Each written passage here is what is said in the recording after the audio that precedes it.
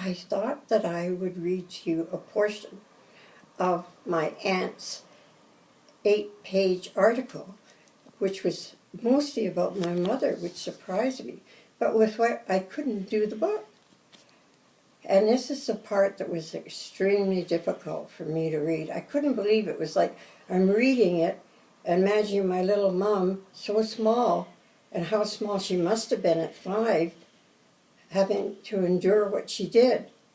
So, anyway, the nuns left her in a church for 24 hours. I found that out from my brother about several years ago.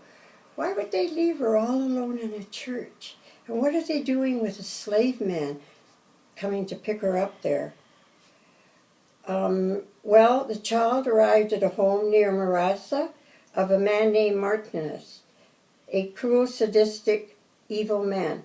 When this 6-year-old child could not do the chores like washing, splitting wood, cleaning, or cooking to his satisfaction, I did remember her before she died saying, I told him, I'm only 5 years old, I'm too small, I can't do this.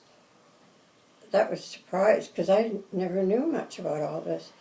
So anyway, he would beat her with whatever he could get his hands on, from a piece of wood, horsewhip, hammer, which that's what the doctors figured on her head, or stuffing her into a drain pipe. Some of the results from these inhuman treatments was a twisted neck, her chin rested on her left shoulder. When you read the complete article, you'll understand this better.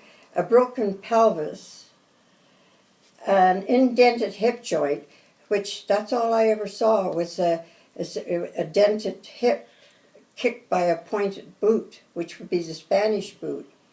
So, and 7 bare spots on her head.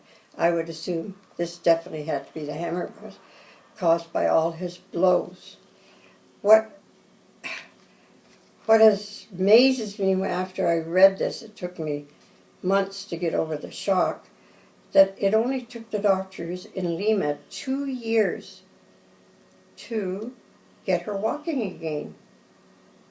And Mr. and Mrs. Biggin, he was the contractor of mines, and as I said before, put up the Inca rail and a couple other Inca rails, so he had the money to pay for all these treatments. And when you think of it, this was done in the early part of the 20th century, and you see people nowadays, they would have a lot of visible scars, but she looked great.